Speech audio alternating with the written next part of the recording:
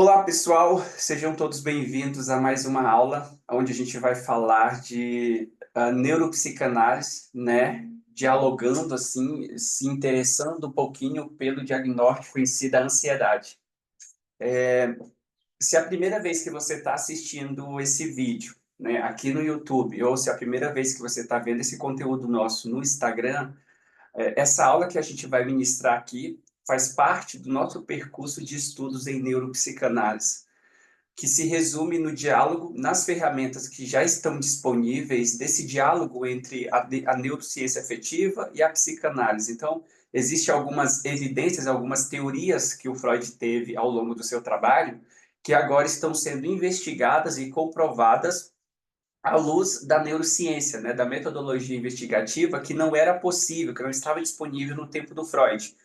E o próprio Freud, em um dos seus textos, em 1920, vai dizer que em algum momento, a neurociência, ele chamava de a biologia, vai testar suas teorias e aqui estamos nós, né, fazendo esse teste, trazendo já algumas ferramentas disponíveis.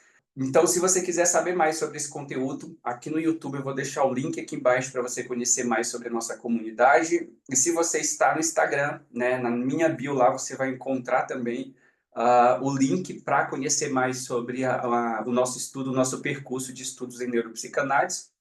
Ou se quiser também, pode fazer como o Fernando ali, enviar um direct, que depois eu dou uma olhada, tá bom? Então vamos lá, falar da ansiedade.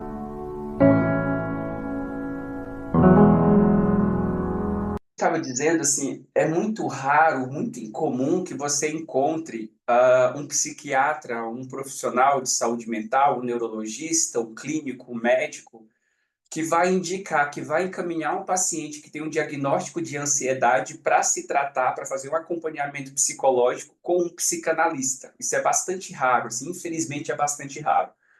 E o que a neuropsicanálise propõe? Ela propõe uma espécie de revisão às teorias psicanalíticas para a gente buscar o embasamento científico para o nosso trabalho. Isso não modifica o que é a psicanálise, não apaga a história da psicanálise, não apaga a contribuição da psicanálise para a saúde mental, porque, diferente da psicologia, a psicanálise também se ampliou para as artes, se ampliou para a cultura, se ampliou para muitos outros campos, né, além em si da saúde mental, que é o foco dela nesse sentido. Então, hoje, a neuropsicanálise se propõe a fazer essa espécie de revisão para que a gente tenha uma metodologia de tratamento muito mais focada, né, nesses resultados científicos, tá? E aí eu vou fazer uma aula aqui falando da ansiedade pela perspectiva da neuropsicanálise, mas vou adentrar como que a psicanálise clássica freudiana, né, tem ou entende a ansiedade, como que ela trataria a ansiedade. E aí depois eu adentro, então, em como a neuropsicanálise enxerga, né, a perspectiva dela a respeito da ansiedade e como que a gente propõe essa metodologia de tratamento por essa abordagem. Beleza? É o que a gente vai estudar aqui hoje para que, assim como eu tenho feito muito, tem sido maravilhoso, vocês consigam dialogar com outros profissionais, psiquiatras, neurologistas, fazer o encaminhamento desses pacientes, receber o encaminhamento desses outros profissionais para o trabalho de vocês, tá? Então, ter essa noção do que significa ansiedade, ir para a rede social, se expor, falar sobre isso, demonstrar o seu conhecimento, né, divulgar essa atualização de como nós, psicanalistas, estamos trabalhando a ansiedade, traz uma perspectiva da gente desconstruir essa ideia de que a psicanálise é só falar, que ela leva 100 anos, 1000 anos para fazer efeito. Isso já foi desconstruído, mas a gente precisa defender e divulgar um pouco mais esse conhecimento. Um resumo básico da nossa aula de hoje. A gente vai falar sobre ansiedade, como eu disse, pela perspectiva em si da psicanálise clássica, como que a psicanálise clássica, né, ali do Freud, entendia a ansiedade, o que que é, o que que faz surgir essa ansiedade, como que a gente trataria essa ansiedade. Depois a gente vai adentrar num jargão muito famoso nosso aqui, para quem já está fazendo esse percurso com a gente, que é os 7 afetos fundamentais. E o que que é os 7 afetos? É uma revisão da teoria das pulsões freudianas, agora com embasamento científico, tá? Então, os 7 afetos fundamentais pega essas duas pulsões, pulsão de vida e pulsão de morte, e faz uma espécie de revisão, se tornando agora 7 pulsões. Segue os mesmos caminhos, tá, gente? As mesmas orientações, aquilo que é levado para o destrutivo, para a adrenalina, aquilo que é vontade de vida, mas com embasamento científico, aí ela se divide agora em 7. Depois a gente vai falar sobre a ansiedade e a homeostase, porque a ansiedade, assim como qualquer outro afeto, assim como qualquer outra emoção, cumpre um papel muito fundamental para a nossa existência. E eu vejo as pessoas assim falando sempre da ansiedade com uma perspectiva muito negativa, como se ter ansiedade fosse um diagnóstico assim como ter, por exemplo, depressão. Mas não. A ansiedade ela tem diferentes estágios e ela cumpre um papel muito fundamental para garantir, né, a nossa homeostase, como todos os outros afetos. Depois vamos falar da ansiedade, né? E da emoção. Será que a ansiedade é de fato uma emoção? Como eu vejo tantas pessoas falar por aí, será que ela é realmente uma emoção, assim como é a alegria? Aquele filme Divertidamente trouxe assim algumas coisas para o senso comum que as pessoas agora estão tomando a ansiedade como emoção, né? Nesse inteirinho, como as emoções primárias. A gente vai desconstruir também um pouquinho desse mito.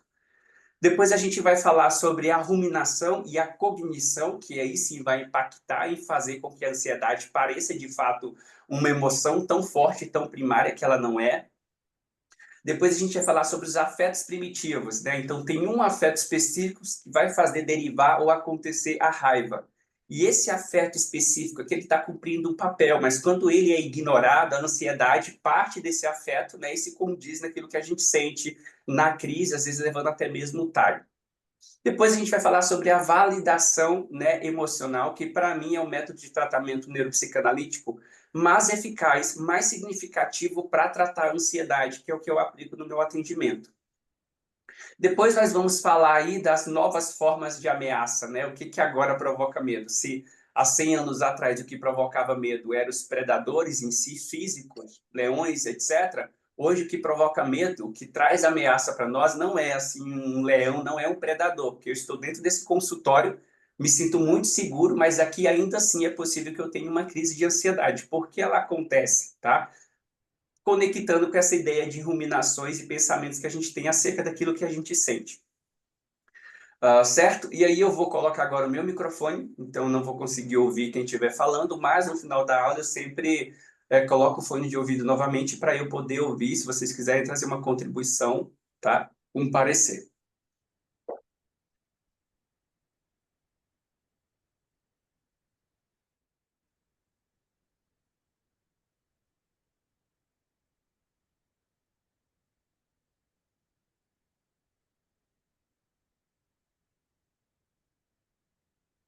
Pessoal, estão conseguindo me ouvir bem? Tá saindo o som aí? Tá, Suzana? Faz assim para mim se estiver saindo. Ah, perfeito. Obrigado, Suzana.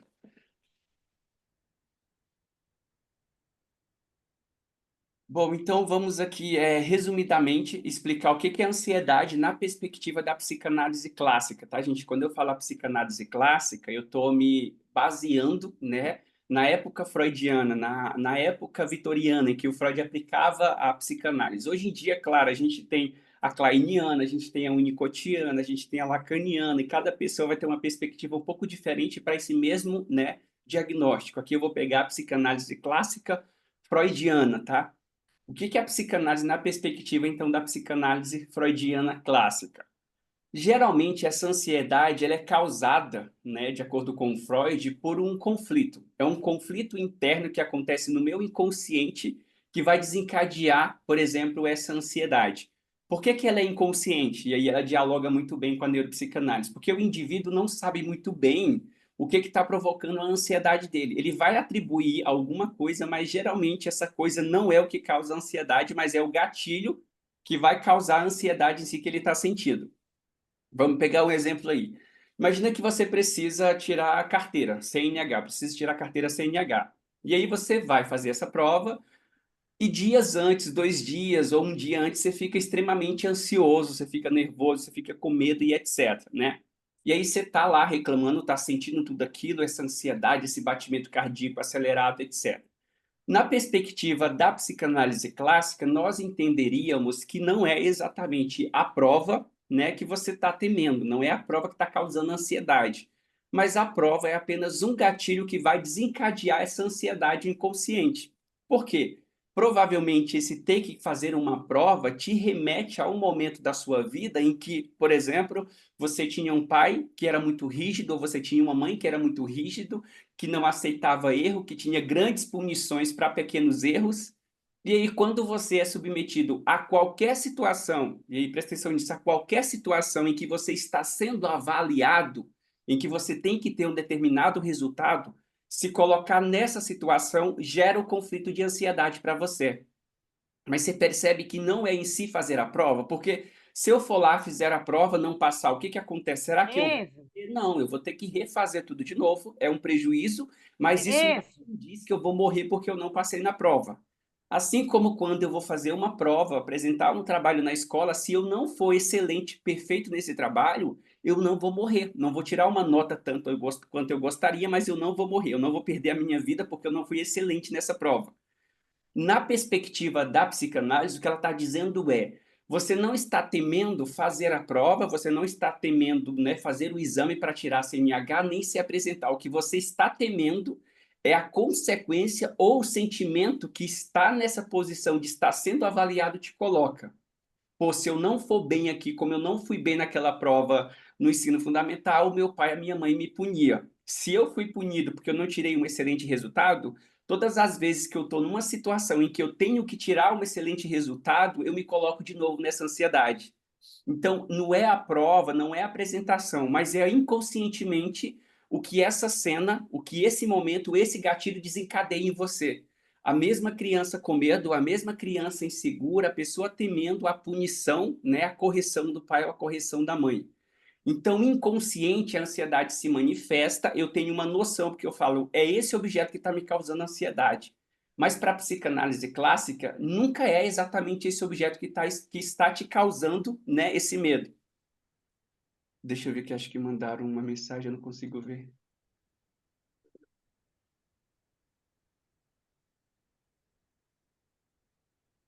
Pessoal, a Mônica está pedindo aí para não esquecerem de fechar o microfone, por gentileza, porque está dando ruído lá. Se vocês puderem fechar, por gentileza, eu não consigo ver aqui.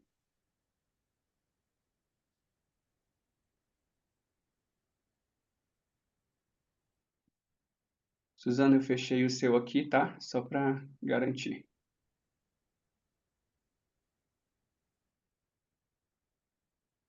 Tá retomando então. Então você percebe que o que está te causando ansiedade é inconsciente. Você não tem bem noção do porquê que você está tão nervoso nessa situação. O indivíduo vai sempre associar que a ansiedade dele está sendo desencadeada, por exemplo, sei lá, pela prova ou pela apresentação, mas não é. É o que está nessa posição de estar sendo avaliado desencadeia em você. O mesmo medo, a mesma temerosidade da punição que pode receber por não ter um excelente resultado. Na psicanálise clássica, como que a gente iria trabalhar, né, essa ansiedade desse indivíduo?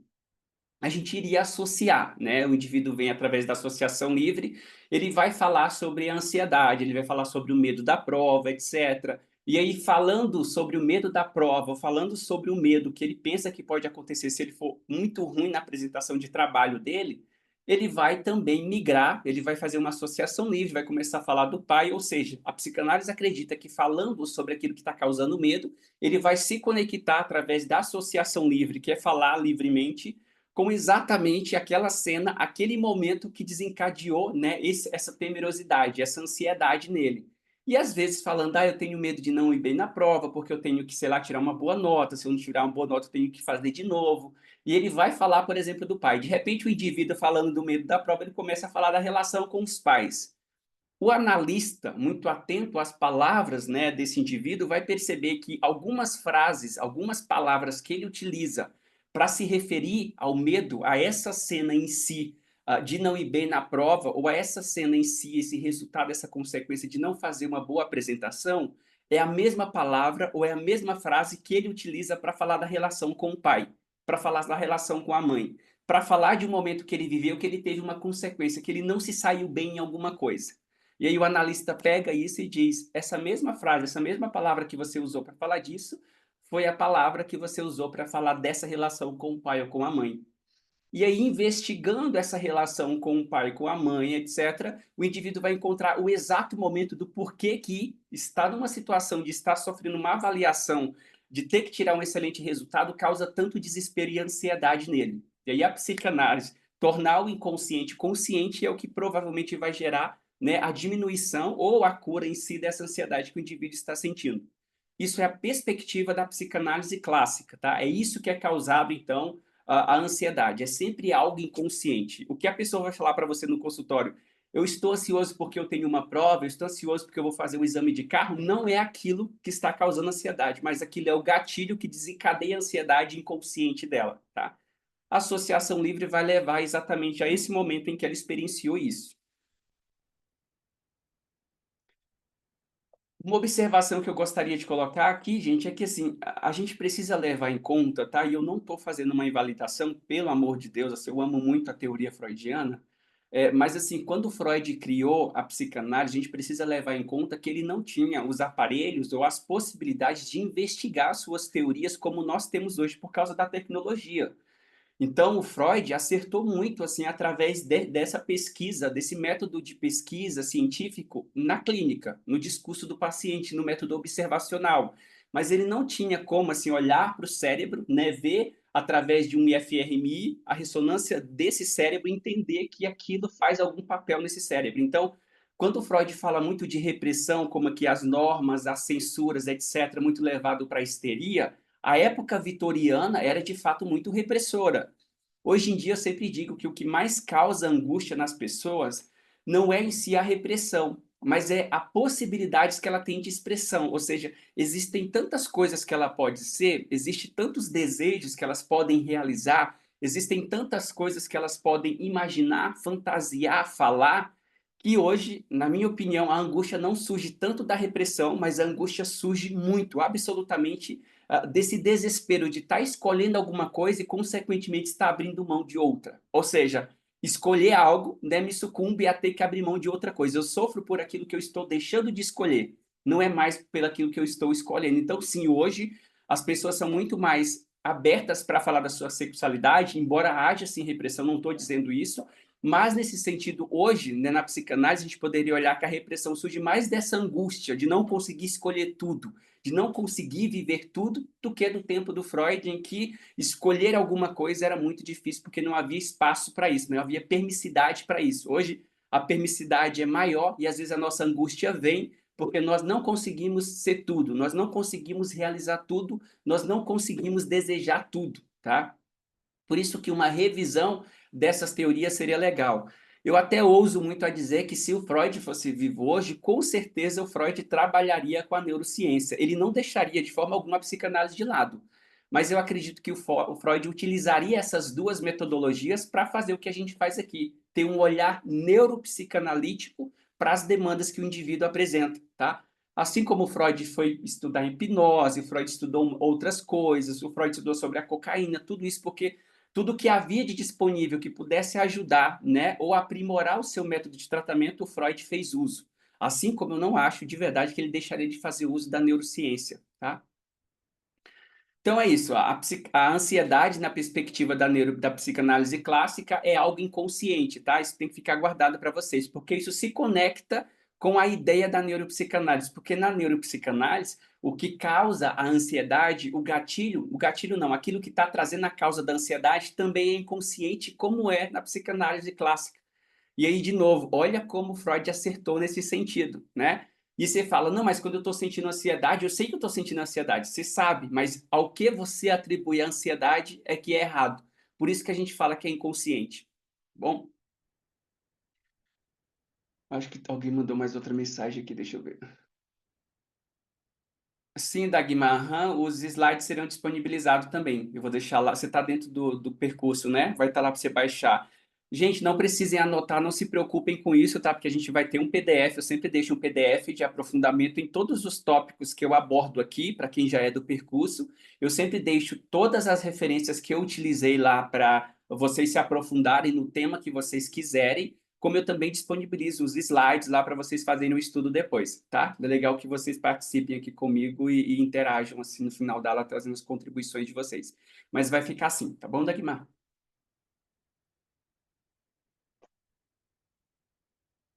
Tá, e aí então a gente fala, né, do carro-chefe aqui do nosso trabalho, que são os 7 afetos fundamentais. O que que são os 7 afetos fundamentais? Gente, para quem já está fazendo o percurso há um tempo, provavelmente já viu essa aula.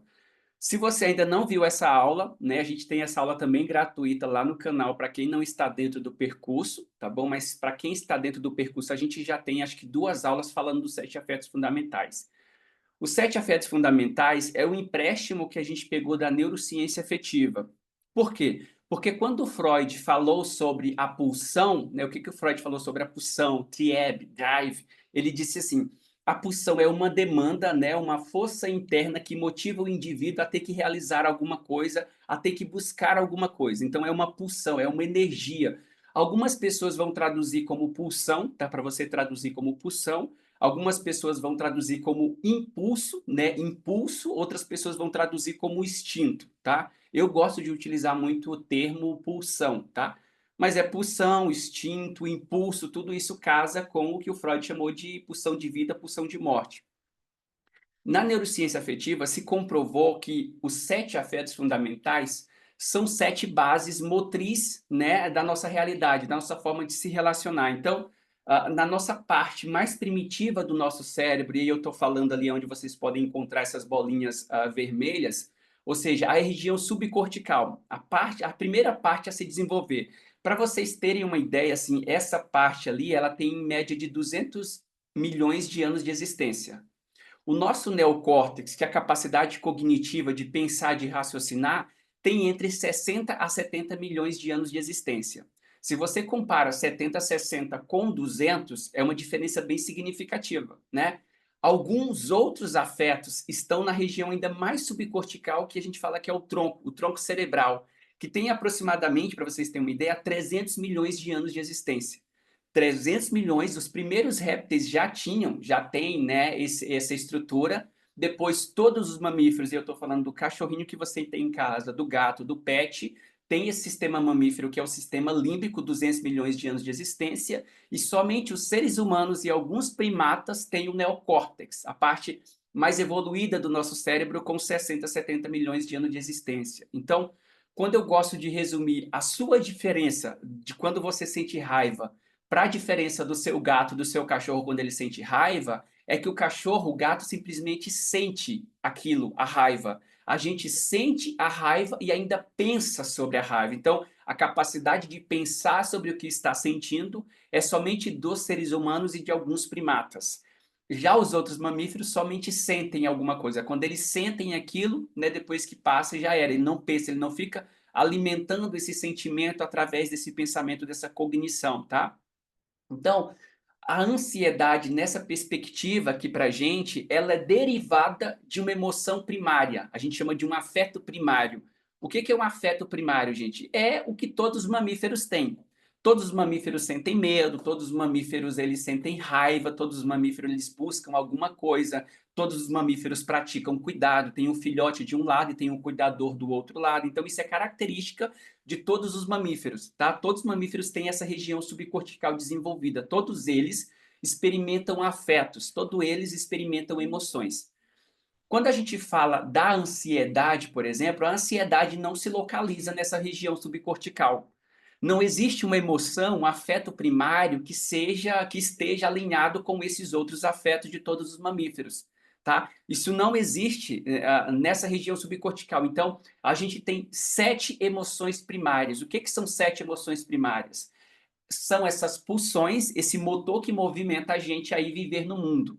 Por exemplo, por que que vocês estão aqui nessa aula? Porque vocês estão buscando alguma coisa, vocês estão buscando conhecimento, estão buscando aprimoramento, estão buscando uma melhor técnica, uma atualização. O tempo todo o ser humano está buscando. Nos seres humanos, isso tem muito a ver com o nosso olhar, né? O nosso olhar, sistema psíquico, ele está o tempo todo buscando. Nos ratos, eu falo muito dos cachorros, quando você pega o seu cachorro para passear, observa o nariz do seu cachorro. Ele está o tempo todo buscando, cheirando tudo que ele encontra pela frente. Porque assim como nós somos pautados por esse olhar, o cachorro ele é pautado por esse nariz. É o sistema seeking, sistema de busca dele, tá? Então a gente tem 7 afetos. Os 7 afetos que nós temos são 7 afetos: necessidade de busca, necessidade de buscar alguma coisa, também conhecido como seeking. A gente tem necessidade de cuidado, ou seja, eu preciso cuidar do outro e o outro também precisa de cuidado. Eu tenho necessidade de medo, conhecido como fear, né? Fear, eu tenho medo de alguma coisa que me faz recuar ou que me faz aproximar daquilo, que me faz lutar ou que me faz fugir contra esse possível predador ou ameaça. Eu tenho rage, e aí o rage seria a raiva, aquilo que eu sinto como raiva, é um afeto, é uma necessidade primordial. Gente, quando eu falo afeto, não é afeto de, eu sinto afeto por uma pessoa, tá? É afeto no sentido de quando eu não supro isso, quando eu não atendo isso, isso me afeta, isso me desencadeia alguma mudança corporal, isso me tira da minha homeostase. Então é afeto no sentido de que se você tiver num relacionamento e não receber cuidado e não doar cuidado, né, do outro, nesse sentido você é afetado por aquilo. A ausência de cuidado é afetado. A ausência de liberdade para buscar, para sentir, para viver, você é afetado, tá? Então, afeto nessa perspectiva. A outra necessidade que nós temos é a necessidade panic e grief, que é uma necessidade de vínculo. Nós, mamíferos, somos todos sociais, então a gente precisa do outro, a gente precisa se sentir conectado, a gente precisa se sentir validado, se sentir reconhecido pelo outro. Quando eu falo de se sentir vinculado, conectado, a gente precisa se sentir amado, não é só no sentido conjugal, é também no sentido social, é também no sentido profissional. Por que que muitas pessoas estão o tempo todo buscando uma validação nas redes sociais? Suprindo a necessidade de vínculo, suprindo a necessidade de se sentir visto, de se sentir amado.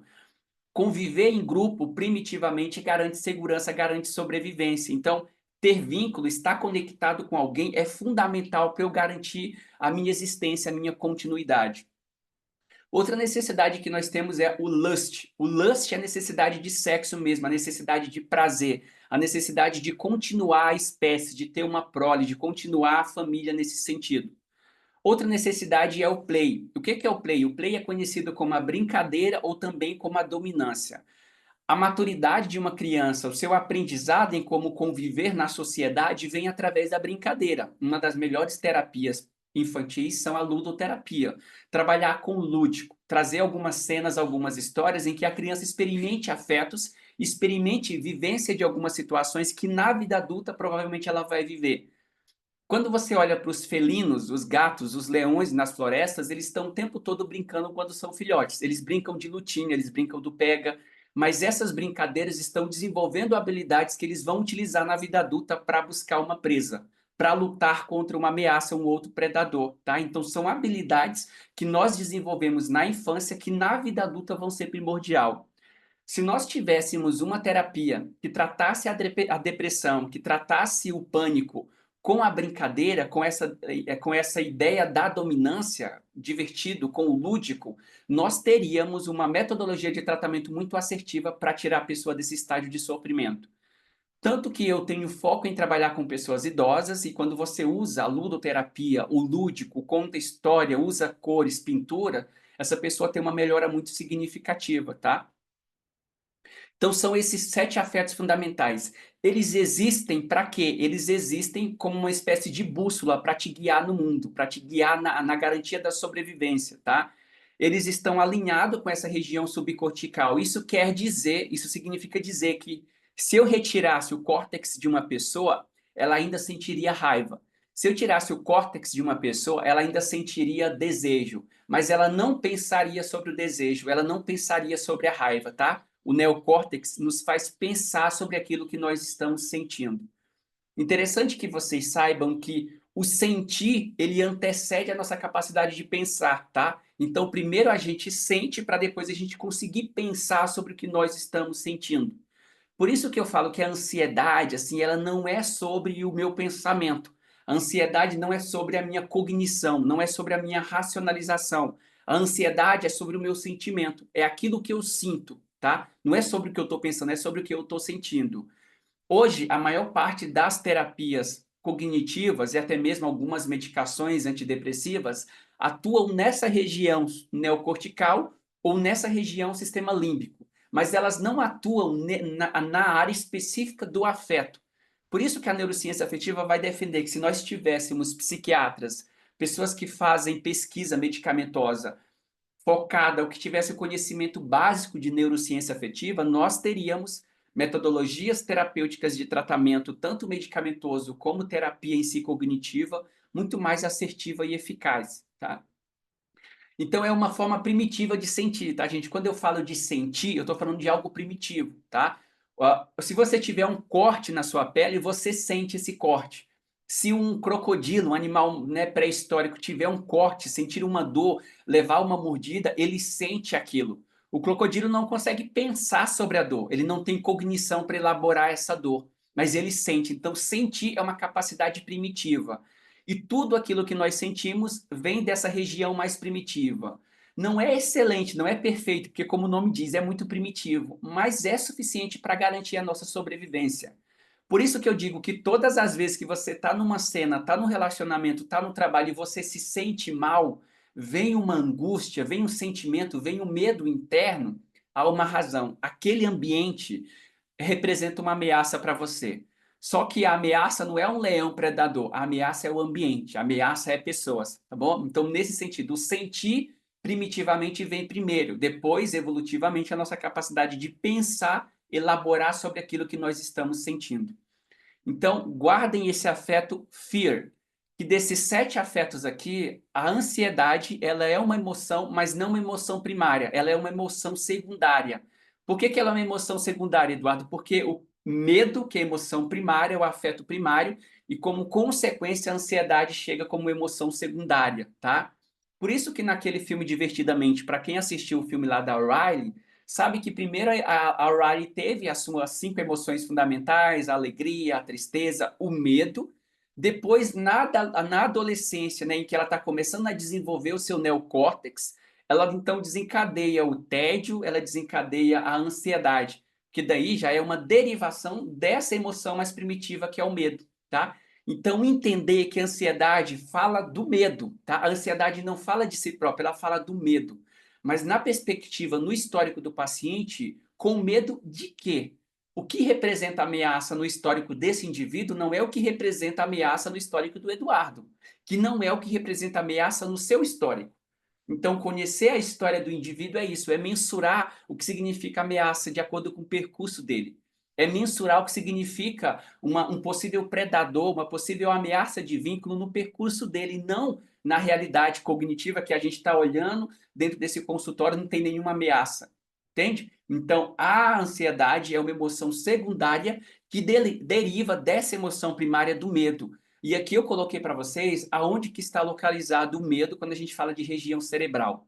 Vai estar ligado à amígdala, vai estar ligado à região tegmental, vai estar ligado ao peixe, a substância cinzenta periaquedutal, tá bom?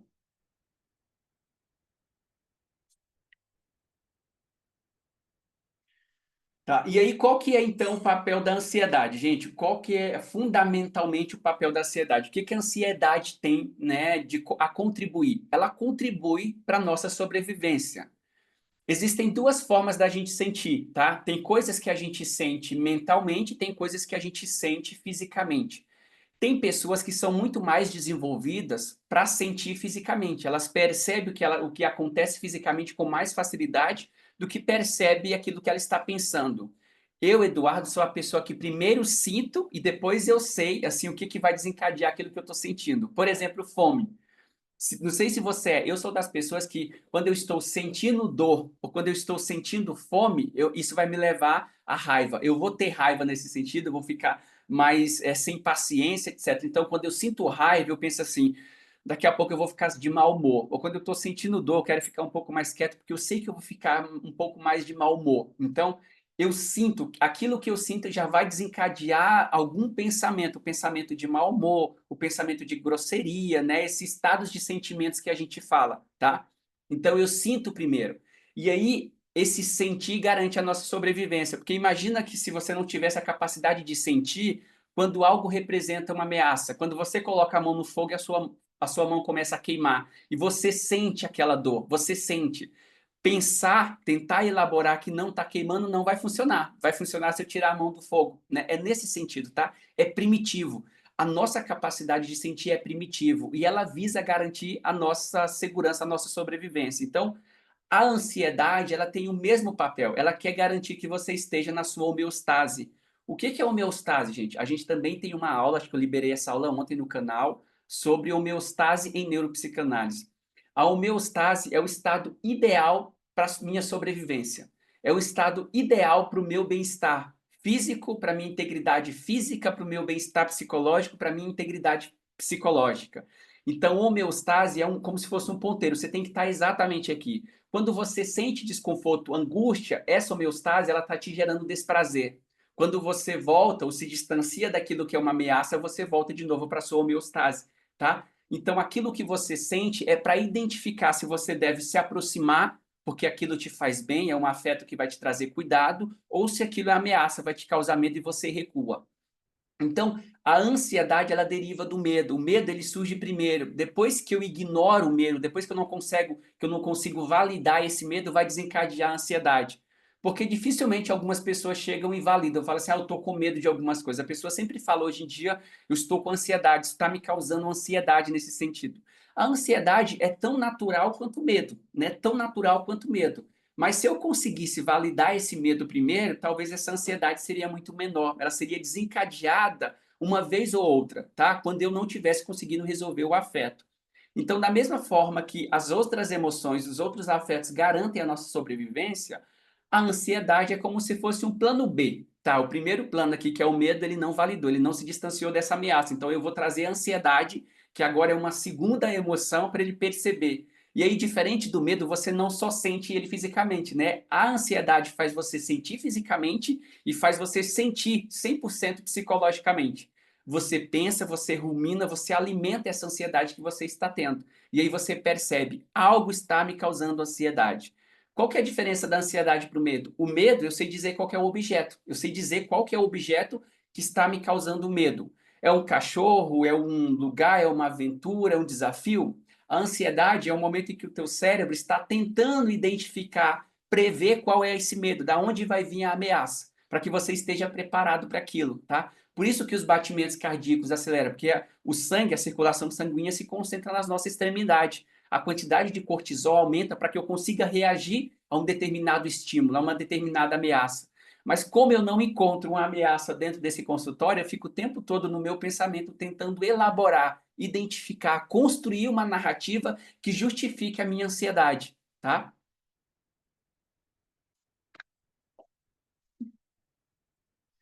E aqui, gente, eu acho que é o papel principal que eu queria falar para vocês. Esse slide aqui, olha isso. A ansiedade ali é homeostase, né? Então a ansiedade existe para garantir a tua sobrevivência, o teu bem-estar também conhecido como homeostase. Então ela é em si, como eu disse anteriormente, uma emoção secundária e não uma emoção primária. E eu vou explicar o porquê nesse slide aqui. Olha ali a primeira flechinha que é a amarela. Essa flechinha amarela aqui representa o básico, o que todos os animais mamíferos têm, tá? Na verdade, o medo está presente em todos os animais, né? Nem só os mamíferos, todos os vertebrados têm esse mecanismo de medo, tá? Todos eles sentem isso. Um crocodilo, se ele vê um crocodilo maior, ou se um crocodilo vê um leão, ou se um leão vê um crocodilo, se um leão vê um hipopótamo, todos eles vão ter uma reação de medo. O que que esse medo vai fazer? Vai fazer ele se distanciar dessa ameaça, vai fazer eles fugir dessa ameaça. Se o rato vê um gato, o que, que o rato faz? Ele foge dessa ameaça. Por quê? Porque ele responde, ele é controlado ou ele funciona a partir dessa parte mais primitiva cerebral, que é em si a instância, o afeto de medo. Se eu sinto medo de alguma coisa, o natural é que meu organismo, a minha mente está dizendo, você precisa fugir daquilo que está te causando medo. Se você não consegue fugir, você precisa lutar contra aquilo que está te causando medo. Por isso que a gente tem duas reações básicas, né, em relação ao medo. Luta ou fuga. Ou você luta contra aquilo que está causando medo, ou você vai fugir daquilo que está causando medo. Para alguns autores, existe até um terceiro comportamento, que é o congelamento, né? Alguns predadores, eles não vão atacar a presa se essa presa estiver morta, né? A gente fala que é o estágio de congelamento. O que que é o estágio de congelamento? Quando você sofre um assalto, por exemplo, algumas pessoas ficam paralisadas, elas ficam catatônicas, elas não têm reações. Esse é um outro estágio do medo. Ou eu posso fugir, correr, né, sem pensar, impulsivamente, eu posso atacar, lutar contra esse assaltante, ou eu vou congelar, eu vou ficar paralisado nesse sentido, tá? São três reações que o medo vai desencadear. Essas três reações, elas derivam quando eu estou sendo controlado como outro mamífero pelo medo. Se eu tenho um gato aqui, gente, se um gato meu vê, por exemplo, um cachorro, se eu tenho um ratinho, se um rato vê um gato, automaticamente o que o rato vai fazer é fugir do gato. Ele vai caçar um meio de fugir do gato, não tem outra coisa para ele fazer. O que que nós, seres humanos, fazemos? Nós vamos pensar, a gente vai analisar, a gente vai questionar para ver se de fato aquilo é uma ameaça. Às vezes não é uma ameaça, eu estou ficando louco aqui, em vez de eu reagir em relação àquilo, né? Então, isso aqui é sobrevivência. A parte mais primitiva, onde está localizado o medo, região subcortical do cérebro, é para garantir a tua sobrevivência, tá? Nos mamíferos, e aí eu peguei todos os vertebrados, todos os animais têm, né, essa partezinha do medo. Aí a gente vai agora para todos os mamíferos. Todos os mamíferos têm essa ansiedade, essa ansiedade. O que que é ansiedade aqui? Uma emoção secundária, né? Alguns animais, não todos, sobretudo os primatas, vão experimentar uma emoção secundária, que é esse estágio de ansiedade. Beleza, você sentiu o afeto, eu estou nesse consultório aqui, tem uma ameaça para mim, né? Algo está me causando medo. Como eu não consigo identificar o que está me causando medo nesse ambiente aqui, isso vai derivar uma emoção secundária. O que, que é uma emoção secundária, gente? É a ansiedade. Aí eu sinto ansiedade, sim, se eu estou tendo uma crise de ansiedade, eu vou começar a validar, eu vou começar a olhar para aquilo. Se for só medo, dificilmente eu vou validar aquilo, ainda que eu sinta aquilo fisicamente. Agora, a ansiedade, como eu sinto fisicamente e eu sinto psicologicamente, eu não tenho como não olhar para ela. Eu vou sentir ela, ela vai me afetar de alguma forma, tá? Então, a ansiedade, ela está na região do sistema límbico. Ela se torna uma emoção secundária. Depois, né, nesses sintomas físicos ali, sintomas psicológicos, eu vou para os pensamentos. E aqui é só, não é todos os mamíferos. Agora a gente está só no ser humano e algumas espécies de primata, como os gorilas, os orangotangos e assim sucessivamente. A gente chega no pensamento, gente. O que que é pensamento? Tem algo que me desencadeou um medo, né, uma ameaça, etc. Eu senti uma ansiedade, uma emoção secundária, e dessa ansiedade vem o pensamento. O que que o pensamento faz? O pensamento ele deveria validar aquilo que eu estou sentindo. O pensamento ele deveria acolher, né, a ansiedade, o medo que eu estou sentindo. Entender que, pô, não tem uma ameaça aqui nesse ambiente, mas algo está me causando. O que está me causando? Mas o que que a gente faz? Pelo menos a maioria das partes das terapias cognitivas, elas vão usar os pensamentos, as ruminações, para suprimir, para invalidar a nossa ansiedade. As psicologias cognitivas, as terapias cognitivas, sobretudo, dizem assim para o indivíduo: você precisa ser racional, você precisa usar a racionalidade, o seu neocórtex, para informar, para garantir que você não está numa ameaça. A gente chama isso de dessensibilização. Dessensibilizar. Mas aqui entra um ponto importantíssimo para nós neuropsicanalistas. Se eu estou sentindo medo, gente, se eu estou sentindo uma ansiedade, isso nunca é do nada. Sempre há uma causa para isso ser desencadeada. O meu corpo nunca sente febre, eu nunca tenho uma febre, eu nunca tenho uma baixa de glicose, né, uma tontura, se não estiver faltando nutriente no meu corpo. O meu corpo funciona automaticamente. Mas todas as vezes assim que eu estou num ambiente, eu não consigo identificar a ameaça, não significa que essa ameaça não é real. Ela é real porque eu estou sentindo isso. E aí as terapias cognitivas, elas focam muito na cognição, na parte evoluída do paciente, para que ele elabore, reflita sobre essa ansiedade e desconstrua esse medo que ele tem. O que eu particularmente não concordo. Porque se eu estou sentindo medo, derivou a ansiedade, levou para o pensamento, isso é uma demanda que sai da parte mais primitiva, passa pelo sistema límbico, se torna uma emoção secundária e chega no pensamento, que daí às vezes a gente atribui isso como pensamento, tá? Por isso que em terapia neuropsicanalítica, quando você está atendendo o paciente, você sempre introduz uma pergunta: o que você sente quando? O que você sente quando está no trabalho? O que você sente quando está próximo dessa pessoa? O que você pensa quando você sente isso? Geralmente, a maioria das pessoas vai pensar, vai invalidar e vai julgar aquilo que elas estão sentindo, mas não vai acolher. O que é diferente da terapia neuropsicanalítica, porque a gente propõe esse acolhimento. Então, todas as vezes você pergunta para o paciente: o que você sente quando?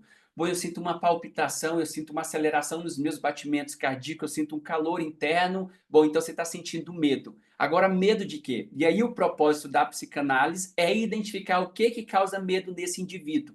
Porque esse medo é inconsciente. O que ele está sentindo, o que está desencadeando o medo dele não é inconsciente, mas o que causa, a real causa da ansiedade dele é inconsciente. Então ele vai sempre encontrar gatilhos. Gatilhos é a prova, gatilhos é a apresentação. Mas por que está nesse lugar de apresentação desencadeia o medo desse indivíduo? Porque está nesse lugar de apresentação, nesse lugar de avaliação, de certa forma traz essa insegurança, gera esse conflito inconsciente, como o Freud falou para ele. Às vezes, para mim, Eduardo, que vem de uma educação legal, atribuída, estar diante de uma avaliação é tranquilo, mas para um indivíduo que traz um histórico de punição frente a maus resultados, estar nesse lugar de avaliação vai ser terrível para ele, vai desencadear um desespero, tá? Então, a nossa ansiedade, ela nasce nesse medo. O medo é a emoção primária. Quando ele é ignorado, a gente vai para a ansiedade, que é uma emoção secundária. Depois da emoção secundária, a gente vai para o pensamento. Em vez do pensamento acolher aquilo que nós estamos sentindo, as terapias cognitivas ensinam nós a invalidarmos aquilo que nós estamos sentindo. Porque não acolhe, ele só tenta desconstruir a emoção secundária. Posso até desconstruir a emoção secundária. Como que eu desconstruo a emoção secundária, Eduardo? Eu vou fazer um exercício de respiração diafragmática, eu vou fazer um exercício de meditação, etc. Ajuda, ajuda, mas é paliativamente, tá? Isso é paliativamente. Eu controlo, lido com aquilo um pouco. Mas dificilmente você vai deixar de ter medo só praticando exercício. Você precisa elaborar, você precisa entender e reconhecer o que te causou medo no teu percurso. E aí, como consequência, em vez de você invalidar o que você está sentindo, você acolhe aquilo. Porque para você, sim, representa uma ameaça, tá? Então, ansiedade, região primitiva, todos os vertebrados, que seriam medo. Depois, a ansiedade, que é só dos mamíferos, né? E alguns primatas humanos. E depois, os pensamentos, que são só nosso, assim. Só a gente pensa sobre o que está sentindo. Os outros animais só sentem, tá bom? São três instâncias. A neuropsicanálise, ela se concentra em trabalhar nessa região mais subcortical, que seria o medo. Se eu entender e validar o medo, o afeto desse indivíduo, consequentemente a ansiedade não vai precisar vir à tona, né? Porque eu já estou validando o medo, já estou percebendo, ele já está me afetando. E aí, como consequência, eu não vou alimentar essa ansiedade. Uma coisa que eu falo para as pessoas, você precisa se permitir sentir, não explicar o que você está sentindo, você só precisa sentir, se permitir sentir. E a gente faz isso hoje em dia? Não. A gente joga medicação, a gente anestesia, a gente disfarça, a gente vai buscar alguma coisa para fazer, a gente sai do tédio, mas a gente não se permite sentir. Se eu não me permito sentir, eu não sei qual é a emoção, o afeto primário que eu estou lidando. Eu preciso sentir. Depois que eu sentir aquilo, se você se permitir sentir, você vai sentir isso e vai desaparecer. Eu te garanto. Próxima vez que você sente medo, se permita sentir. Deixa esse afeto te atravessar e sair do outro lado, né? Que aí você não vai alimentar ele com pensamentos. Você não vai se julgar, meu Deus, porque eu estou sentindo ansiedade, meu Deus, porque eu sou fraco desse tanto. Não, não alimenta, não explica isso, só sente, só permita que ele venha, tá? Permita que ele venha e fica mais fácil você lidar com esse medo sem que ele gere ansiedade.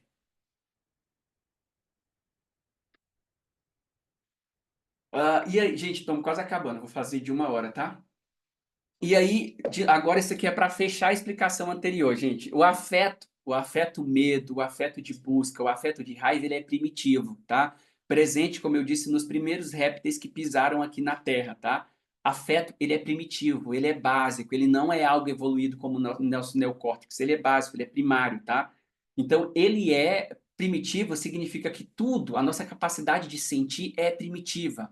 Por que ela é primitiva, Eduardo? Porque essa capacidade de sentir está relacionada com a área PAGE, que seria a substância cinzenta periaquedutal, que está presente em todos os vertebrados. Todos os vertebrados sentem. Se você pegar qualquer animal, colocar ele no fogo, esse animal vai sentir que está queimando, ele vai sentir dor.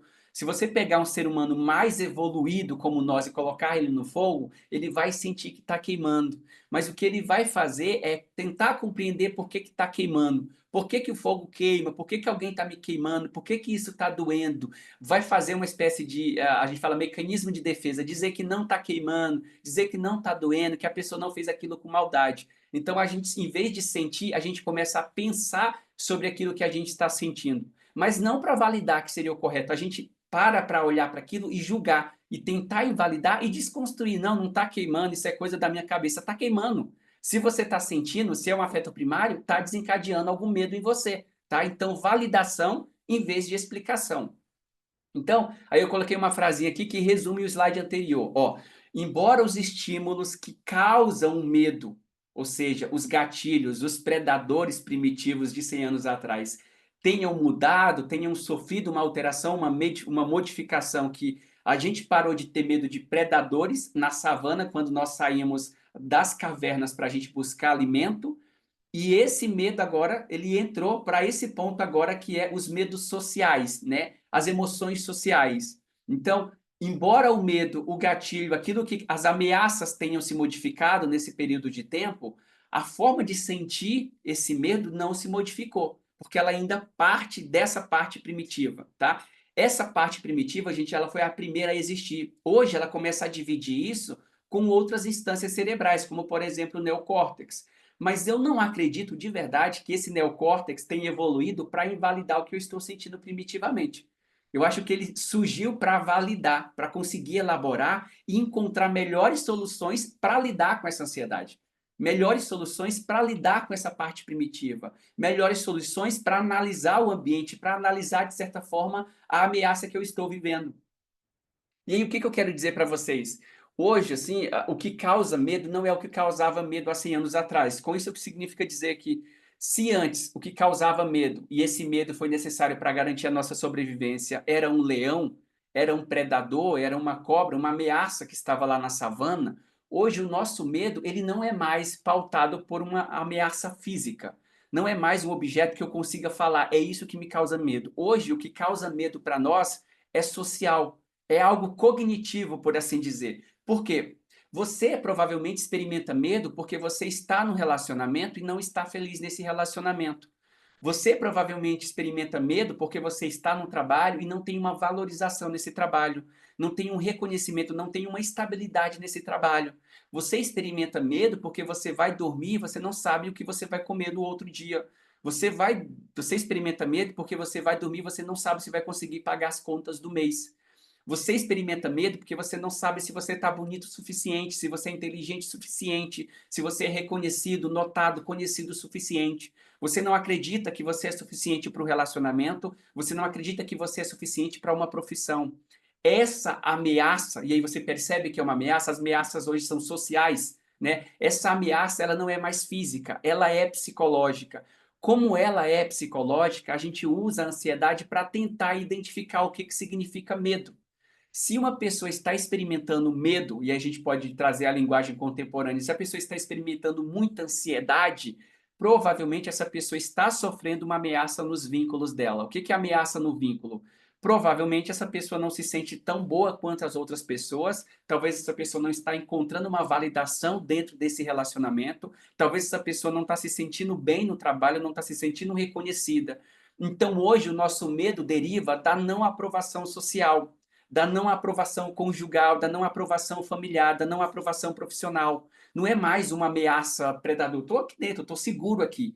Mas a ansiedade me é desencadeada porque eu não sei se vocês estão gostando dessa aula. Essa ansiedade é desencadeada porque eu não sei se vocês estão aprovando o meu conteúdo. E aí, essa ameaça de não ser bom o suficiente, de não ter uma qualidade suficiente, ameaça o meu vínculo. Quando ameaça o meu vínculo, ameaça o meu relacionamento, ameaça o meu trabalho, ameaça a minha casa, ameaça a minha zona de conforto, eu tenho ansiedade.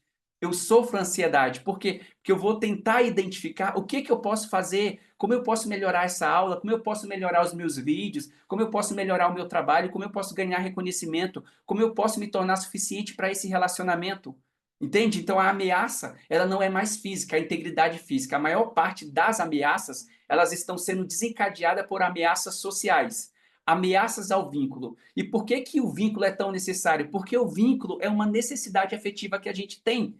A gente tem uma necessidade afetiva de se sentir conectado, de se sentir amado, reconhecido, validado pelo outro. E tudo aquilo que ameaça esse vínculo, e a gente sabe que viver em grupo para o mamífero é garantia de sobrevivência, vai me desencadear medo.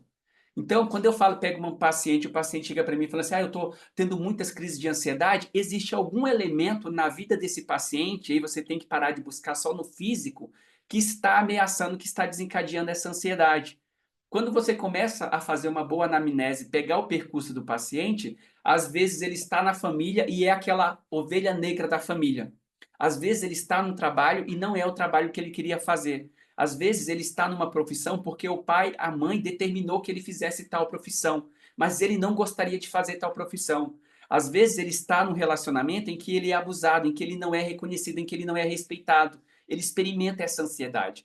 Então, o que eu estou tentando dizer é que a ansiedade, ela sempre aponta para uma ameaça. Essa ameaça, ela não é física, ela é psicológica de acordo com o percurso desse indivíduo. Se ele sente ansiedade, gente, ele está experimentando uma ameaça.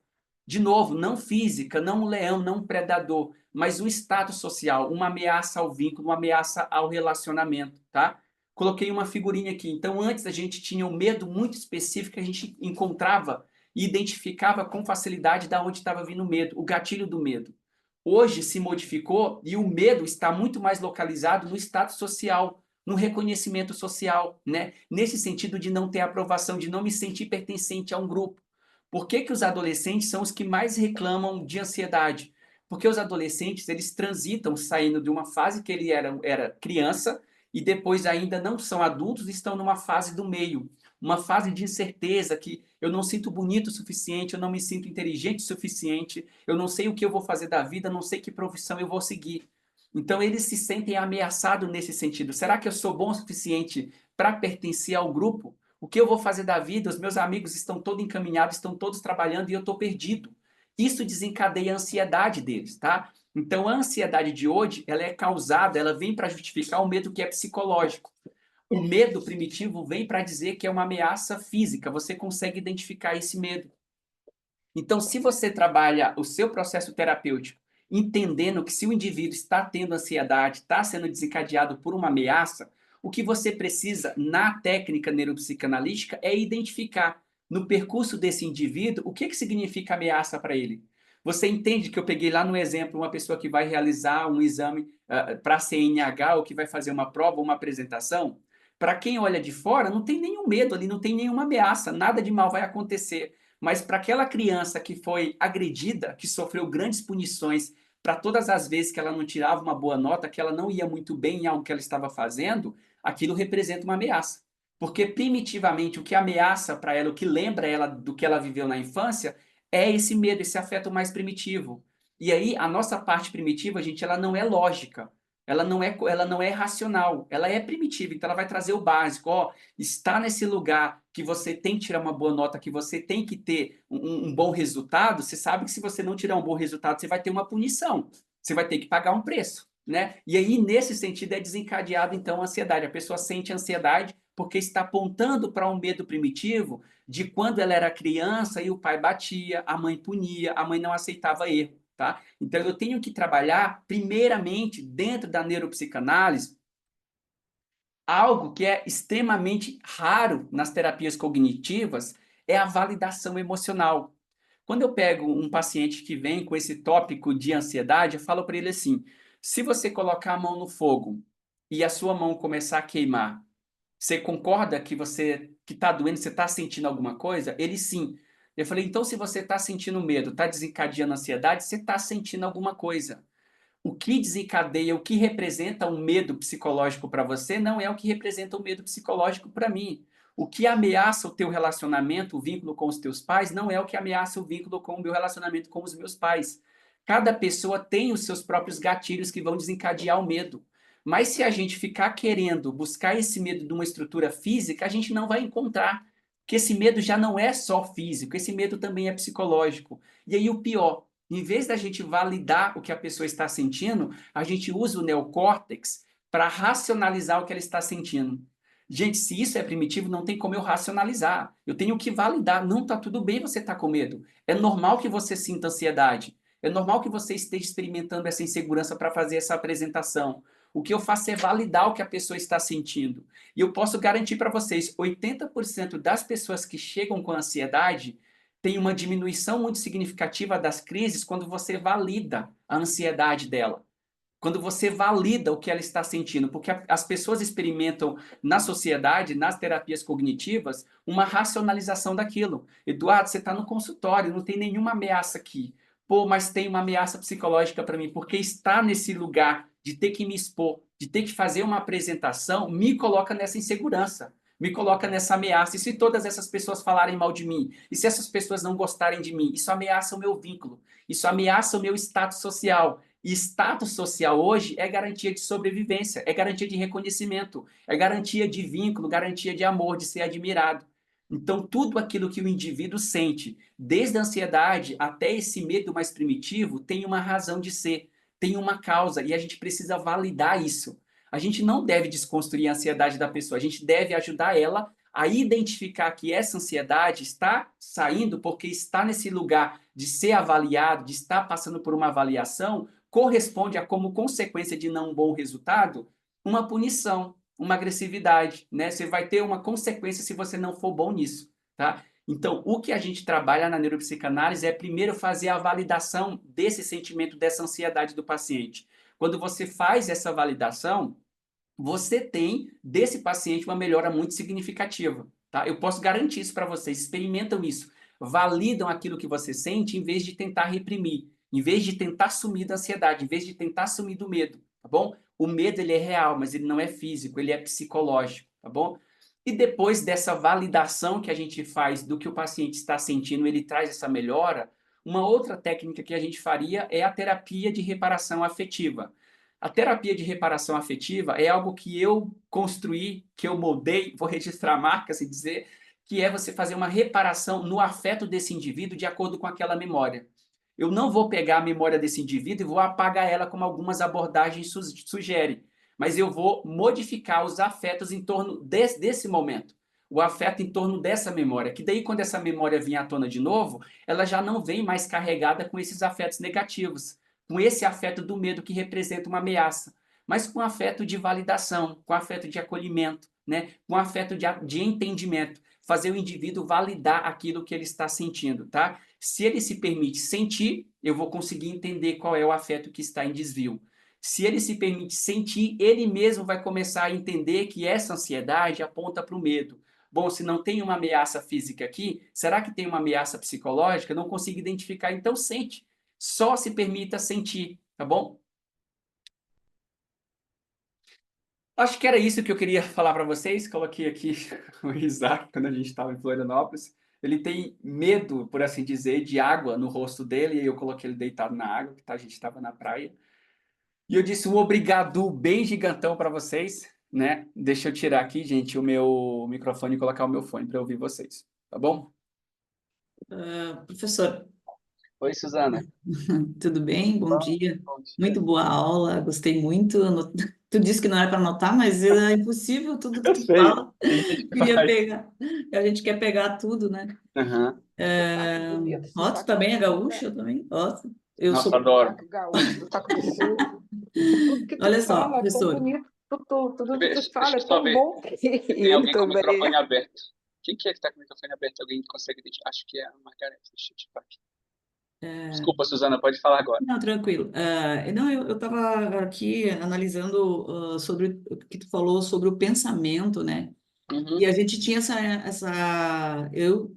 eu quero tirar essa dúvida sobre o pensamento, porque a gente, eu não fazia essa distinção do uhum, primeiro sentir, eu achava uhum, que primeiro era pensar, depois sentir, depois essa sequência, né? Então, uhum, eu acho que então o pensamento é depois formar o pensamento depois do sentir uhum, e aí depois que depois que tu sente, elabora o pensamento e depois esse pensamento que tu formou vai formar um novo sentimento, é isso? uhum.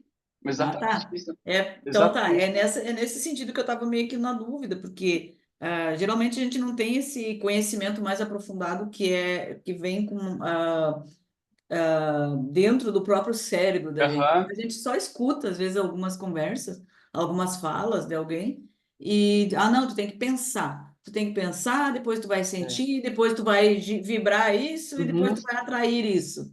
né? É verdade. Tá, mas então primeiro a gente resolve o problema, né? Ele identifica tudo, Fica qual que é o afeto em desvio, no caso é isso, o e medo. depois forma um novo pensamento, um novo E aí esse sentimento. afeto vai gerar uma emoção, no caso ali a Isso. ansiedade, e aí depois que eu experimentei sentir assim, essa ansiedade, etc., o meu pensamento não Aham, vem para julgar, para explicar, mas vem para validar o que eu estou sentindo. aham. Essa semana eu estava atendendo uma pessoa que ela tem 60 anos de idade. Uhum, E ele disse: Eu tenho uma dor aqui no peito, eu tenho uma dor, e eu não sei o que que é isso. Eu disse: um medo. Começou por o medo, uhum, né? É um medo, que daí gera essa ansiedade, mas tem um motivo de ser, da onde que é isso? Eu disse, daí eu falei: Nós temos que achar onde que está isso aí. uhum. E a gente foi achar, foi procurar, e estava lá nos seus 14 anos de idade. Olha isso. Então, eu estava no 14 anos de idade. E quando ele identificou a dor dos 14 anos, ele disse: É igual o que eu estou sentindo agora. Olha, Nossa, foi cara, muito show. arrepiei aqui agora. Foi assim, ó, foi tremendo assim a libertação para ele, porque ele disse: Puxa vida, dele ficou com um pouco de vergonha. Ele disse: Puxa, mas eu tô com 60. Eu disse: Cara, nós não estamos tratando de uma pessoa de 60 anos. Uhum. Nós estamos lá um menino de 14. Fica tranquilo, fica em paz, fica tranquilo. Que maravilha que nós identificamos. Agora tu não vai sofrer mais. É mais essa vez e deu. Nossa, que maravilha. Identificamos, foi maravilhoso. Então, agora ele vai, dessa identificação, ele vai formar novos pensamentos e Uhum. vai conseguir. E daí ele tem problema de relacionamentos, porque foi algo que ele sofreu lá com uma pessoa, algo afetivo, com uma jovem, uma adolescente, que falou uma frase, e aquela frase que aquela moça falou lá atrás para ele veio. Oh, eu tô sentindo agora nesse exato momento, diz, claro, tu tá revivendo tudo aquilo dos teus 14 anos, tava revivendo naquele momento. E a frase veio direitinho, assim, ele citou a frase e sentiu a dor e se permitiu sentir aquela dor. Eu disse, hoje é a última vez que tu vai sentir essa dor. Que maravilhoso. Foi muito incrível, assim ficou, Legal, Susana. foi maravilhoso. Olha que interessante, daí você falou. Mas por que que a neurociência explica que a primeira a gente sente? Porque, assim, quando eu disse os primeiros répteis, assim, que estava aqui há 300, 200 milhões, eles sentiam, eles já tinham capacidade, qualquer animal vertebrado, ele vai conseguir sentir alguma coisa. Então, sentir é o primeiro básico da nossa sobrevivência, que garante a nossa sobrevivência. Então, primeiro eu sinto, beleza, eu senti alguma coisa. A gente fala que o sentir é uma demanda, assim como o Freud falou em 1920. É uma demanda que o corpo faz, né, para a mente, ou que a mente faz para o corpo, sobretudo, para ele realizar algum trabalho no mundo para nutrir esse afeto. O papel do ego na psicanálise é, né, suprir os nossos afetos, assim como é na neuropsicanálise. Então, se eu estou sentindo medo, para que existe o pensamento? Para eu elaborar, encontrar uma solução, se eu devo me distanciar ou me aproximar, né, daquilo que está me causando o medo. Mas o que a gente precisa? Primeiro, fazer o que você fez. Identifica qual que é o medo, aonde que nasceu isso. Por isso que eu falo que a psicanálise ela é tão perfeita, porque ela vai nesses primeiros anos de vida, que daí quando a gente trata uma pessoa, afetivamente ela não tem idade, afetivamente o cérebro não tem essa idade, É isso afetivamente aí. dói tanto quanto, né? E aí primeiro você identifica, identifiquei que é isso, mas como que eu consigo identificar, Eduardo? Sentindo. E aí, gente, quando você sente assim, um enrijecimento do corpo, um calafrio mesmo, uma dor, isso está muito ligado ao sistema psíquico, incontimento, você ser aprisionado, e a pessoa estava aprisionada nessa memória, e depois o medo, batimento cardíaco acelerado. Então, assim como você vai diagnosticar um paciente, um clínico geral, ele vai pegar os sintomas, a gente pega sintomas físicos e a gente pega sintomas psicológicos. Por isso que eu falo, o que você sente quando? Ah, eu sinto um aperto no peito, como a Suzana falou, sinto um aperto no peito. Bom, está ligado então ao medo, beleza, ao medo, etc. E o que você pensa quando você sente isso? Aí eu estou indo para a mente já. O que você pensa quando você sente? Ah, eu não gosto, não acho correto, é ruim, é horrível, etc. Eu acho que tem causa, etc. Aí a pessoa está explicando aquilo. Não é explicar, é primeiro sentir. E as pessoas, elas só explicam. As pessoas, elas só tentam encontrar uma razão, tentam encontrar uma validação, mas elas não se permitem sentir. E para eu saber qual é o afeto que está em desvio, eu preciso sentir. Primeiro eu preciso sentir. Hoje, o que as medicações fazem, assim, claro, gente, não sou contra a medicação, mas existem casos e casos da medicação. A maioria das medicações, que são os recaptadores seletivos da serotonina, como a fluoxetina, por exemplo, eles vão desligar o neocórtex. O neocórtex não vai sentir o afeto. Por quê? Vai ser anestesiado com uma grande quantidade de dopamina lá, então não vou sentir. Entende? Mas se eu identifico isso, o que que me causou o medo? Me causou o medo foi, por exemplo, lá na infância, nos 14 anos, e estou sentindo a mesma coisa agora nesse sentido. A gente vai ter uma aula, acho que vai ser a próxima aula que eu vou fazer, vai ser a reparação afetiva. Terapia de reparação afetiva. A gente vai pegar a memória dessa pessoa e vai inserir um erro de previsão. Um erro de previsão que dura 5 horas, a memória fica lábil, que a gente fala pronto para modificação, e você traz outras cenas, acrescenta elementos afetivos mais positivos nessa cena. De repente a pessoa estava se sentindo e quando ela passou por aquilo, ela recebeu um acolhimento, que nessa pessoa ela não recebeu. Ela recebeu um acolhimento, a pessoa não tratou ela daquela forma. Esse afeto é modificado em torno daquela memória. E aí, sempre que essa memória vem à tona através do corpo, porque é sentir, ela não vem com emoção, afeto negativo. Ela vem com emoção e afeto positivo. A gente vai ter uma aula que eu vou ensinar vocês a fazer a reparação afetiva. É maravilhoso, assim, gente. Maravilhoso, maravilhoso. Antes se acreditava que a gente não conseguia alterar uma memória quando ela está consolidada. Hoje, depois de 2000, a gente consegue tornar essa memória lábil, ou seja, reativar ela subindo para o córtex, racionalizar sobre ela e depois voltar ela novamente para a consolidação. Imagina como que você vai consolidar uma memória se todas as vezes que você sente aquilo, você julga, você pune, você fala que não tem razão porque você está sentindo aquilo. É coisa da sua cabeça, ansiedade é coisa da sua... Nunca é, gente. Tem uma razão de ser. Tá? Então, primeiro a gente sente, primitivo, todos os animais, depois constrói uma emoção secundária, que no caso vai ser ansiedade, etc. Depois vai para o sentimento, o nome que a pessoa dá para aquilo que ela está sentindo. Tem pessoas que, na cultura delas, vamos supor, ansiedade é frescura. Daí, quando a pessoa sente isso, a pessoa vai trazer, eu acho que isso é frescura, porque o nome, a forma de validação que ela deu para essa ansiedade, para esse afeto, é frescura. Como que ela vai aceitar isso, né? Na experimentação, na reparação afetiva, o paciente tem uma outra conexão, outro contato com essa memória, tá? Então, primeiro sinto, emoção secundária, depois pensamento ou sentimento. Certo, Suzana? Isso.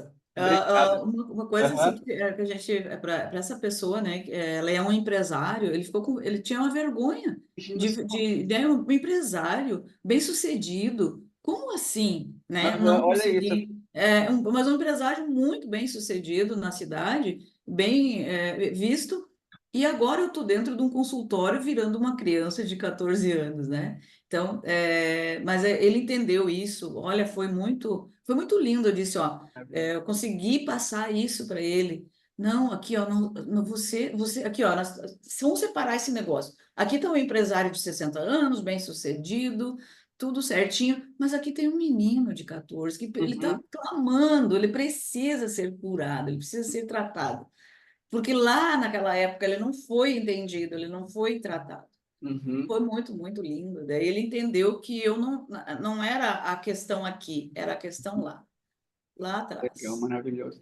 onde ele E estava esse congelado. afeto que a gente está falando aqui, gente, as emoções, o sistema mental, ele é totalmente conectado com o nosso corpo. Então, quando você reprime um afeto, uma raiva, por exemplo, você está reprimindo o sistema imunológico, né? A gente fala a compulsão, a repetição, por exemplo, a compulsão alimentar. Eu não conheço nada melhor para emagrecimento do que a neuropsicanálise para perda de peso. Por quê? Sempre que a pessoa está alimentando, por que que as mulheres elas dominam, digamos assim, as estatísticas de obesidade no mundo? Porque a mulher, nesse sentido, ela reprime muito afetivamente, ela pouco fala. Agora começa a falar na terapia, mas o esposo, assim, ele expressa a raiva fisicamente. Olha que interessante. Se você sente raiva, essa raiva ela só é aliviada se você expressa isso fisicamente. Tem que sair fisicamente. Você vai encontrar vários homens aí brigando, os homens aí batendo no trânsito, etc. Dificilmente você encontra mulher brigando fisicamente no trânsito. Então, às vezes, só falar sobre aquilo não funciona para você modificar esse afeto. E aí, nesse sentido, assim, eu estou só falando, etc., por que que os homens também não são as pessoas que estão no topo das doenças autoimunes? Porque todas as vezes que a mulher se reprime, né, mentalmente, ela está reprimindo o seu sistema imunológico. O que que a raiva, por exemplo, faz? Ela combate a ameaça e ela protege o que está dentro, que é bom. O que que o sistema imunológico faz? Ele trabalha com aquilo que é saudável e mantém fora aquilo que é ruim. Se eu reprimo as minhas emoções, os meus afetos, eu reprimo o meu sistema imunológico. Por isso que a mulher, num espaço cultural que ela é tem muito menos espaço para ser validada pelos seus sentimentos, ela tem o topo de doenças autoimunes e tem o topo de obesidade, porque a mulher come seus afetos. E aí, gente, quando você recebe carinho de alguém, um carinho de um esposo, de uma mãe, de um pai, e aí você ativa algumas áreas do cérebro e algumas bioquímicas cerebrais idênticas como você ativa as bioquímicas e as estruturas cerebrais quando você está comendo alguma coisa. Então, comer é sentir o mesmo prazer que eu não recebi da mãe, do pai, da validação do relacionamento. Então, Verdade. olha isso. Então, assim, é muito conectado nesse sentido. Por isso que eu falo, a gente começar a fazer validação dos sentimentos dos pacientes modifica 90% da terapia. De verdade. Suzana, É que obrigado daí, por é que compartilhar isso. muda daí essa química, né? Uhum, Muda muda a essa química. química cerebral. E aí, o ruim que eu falo das terapias cognitivas é isso, é que elas só querem desconstruir, elas só querem racionalizar o que a gente está sentindo. E sentir é Tá, primitivo, a gente tem que sentir primeiro, né? tá bom. Suzana, Obrigado, obrigado, tá? obrigado, professor. Imagina. Daqui mais quer falar? Pode falar, por gentileza. Sim, bom dia, Bom gente. dia. Estou aqui emocionada, né? Eu ainda sou estudante, eu ainda não atendo. Uhum. E o depoimento, por exemplo, da Suzana, ai, meu Deus do céu, é assim, tudo que eu queria vivenciar quando eu estiver atendendo, né? Uhum. Essa resposta, essa. Gente, certo, gente? Obrigado por vocês estarem aqui no sabadão. É maravilhoso fazer isso assim ao vivo, né? E aí eu espero que vocês estejam gostando do percurso. Sei que tem gente que já está atendendo há bastante tempo. E a ideia é contribuir mesmo. Então, vamos pegar uma supervisão gratuita, vamos experimentar como que é a supervisão em neuropsicanálise para ver se adequa ao tratamento de vocês. Tá bom? Pessoal, beijão para vocês. Excelente final de semana. A gente se vê logo, logo. Tchau, tchau. Beijo, Obrigada.